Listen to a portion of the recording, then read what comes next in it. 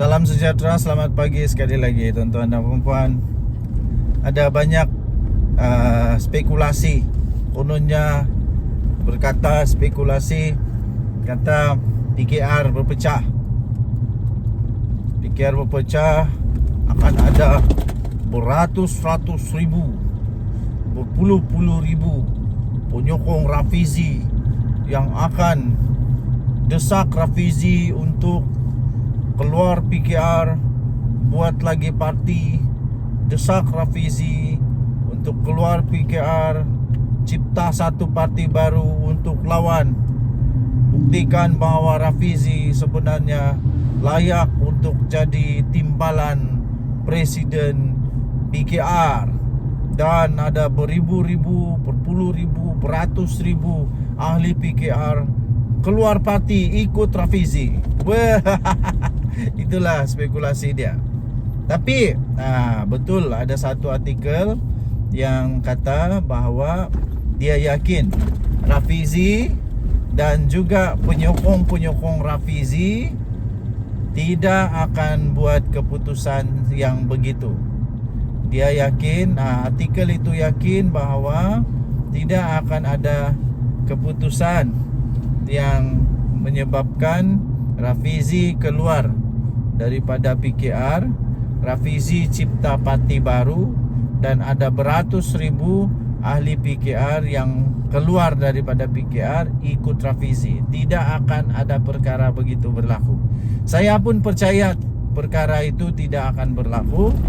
Saya percaya tidak akan ada lompat parti kah, keluar parti atau cipta parti. Tapi Rafizi akan tetap bertahan di PKR kerana perjuangannya kekal sama. Tapi mungkin cara pendekatannya sudah tidak boleh sama lagi, kerana Rafizi sudah tidak lagi boleh bersuara secara direct semasa mesyuarat, sebab dia tidak ada lagi dalam mesyuarat. Ketika perlu ada mesyuarat bos-bos PKR, Rafizi tiada, sudahlah, itu saja. Tapi untuk Rafizi keluar daripada PKR, saya fikir itu tidak akan terlaku. Tidak akan berlaku, tidak akan terjadi. Dan tidak ada ratusan ribu kah, puluhan ribu kah ahli PKR yang keluar daripada parti. Tidak ada. Saya yakin ahli-ahli PKR akan tetap bertahan. Alah, dunia belum berakhir. Dunia belum berakhir, tenang-tenang saja. Dunia belum berakhir. Ada lagi peluang untuk Rafizi. Lagipun Rafizi memang sudah pernah mengalami pengalaman ini. Rafizi sudah pernah mengalami pengalaman ini, di mana Rafizi pernah kalah dengan Azmin Ali.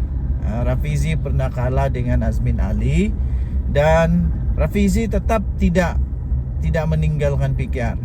Yang terjadi, Azmin Ali lah yang mengkhianati PKR. Si pengkhianat itulah yang telah meninggalkan PKR bersama dengan kuncu-kuncunya, yang akhirnya berpecah juga, yang akhirnya jadi Queen of Katak dan macam-macam lagi. Lepas itu kena saman lagi oleh parti lagi. Aduh, pening kepala.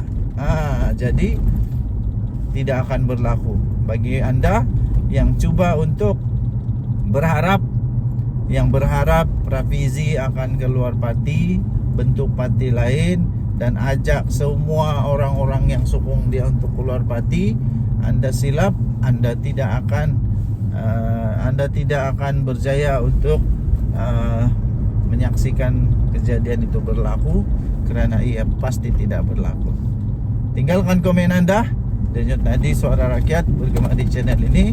Jangan lupa tekan butang subscribe, like dan share. Malaysia kita punya, cintai Malaysia kita, jaga kita. Bye-bye. Salam sejahtera Malaysia. Selamat pagi tuan-tuan dan puan-puan yang dihormati sekalian.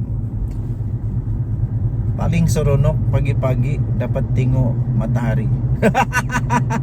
Memanglah, sebab maksudnya masih kita hidup lagi kan.